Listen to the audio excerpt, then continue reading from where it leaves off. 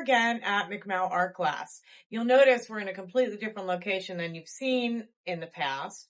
We're at what we call the mud room. We're also known as the room where we do our cementing, which is the reason why we call it the mud room, because the cement looks like mud.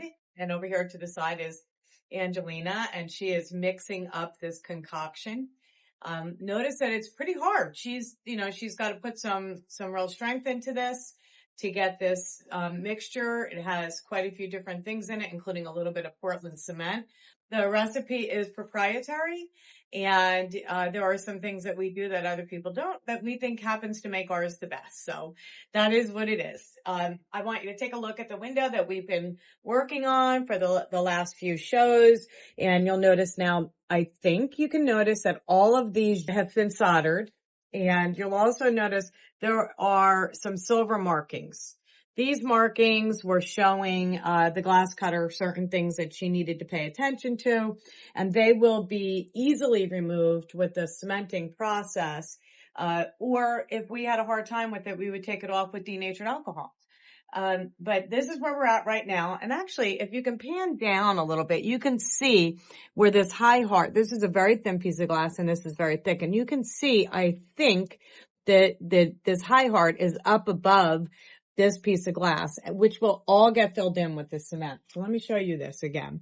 So here they're touching the glass, and here we have a space between this piece of glass and this very thick piece of glass with this high heart.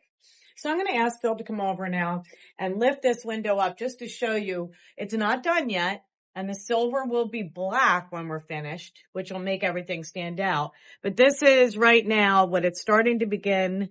You're starting to see it pop now that it's together, and we're seeing it not in great natural light because we're up against a wall and we have no sunshine coming through it. But when we're done cementing it and it cures for 24 hours and it's nice and stiff, because you can see it's still a little wobbly right now, but it won't be when it's finished. Then we will put it in natural light and you'll really have a treat then. So I'm going to ask Phil to put it down now. And we're going to ask Angelina to get started with her cement process. And one of the things that I will tell you is in our cement is a chemical. Well, it's not really a chemical. It's a powder.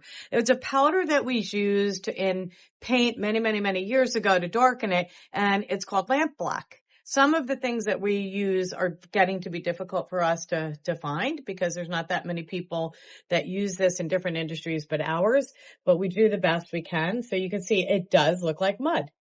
And she is using a small brush. This is what the brush looks like. It's just a regular, we buy them, we use them. And this one's a dry brush because when she's all finished, she's gonna use this in a dry method way. But for right now, her whole goal, as you can see, is to push this material underneath between the glass and the lead channel. And she will do that from one side of this to the other side of this. Then we will flip it over and she will do the other side. And then we'll come back and show you at that point the next step after that. And then it will have to stay flat on this table for at least 24 hours where it will cure. And one of the things that happens in the curing process is it just sort of grows a little bit and fills up the space, which is exactly what we want. And until that happens, we won't do our final cleaning, which is done with some other products that I'll have fun telling you all about. And till we get to a final polishing stage and put it in the window. So stay tuned for the next one.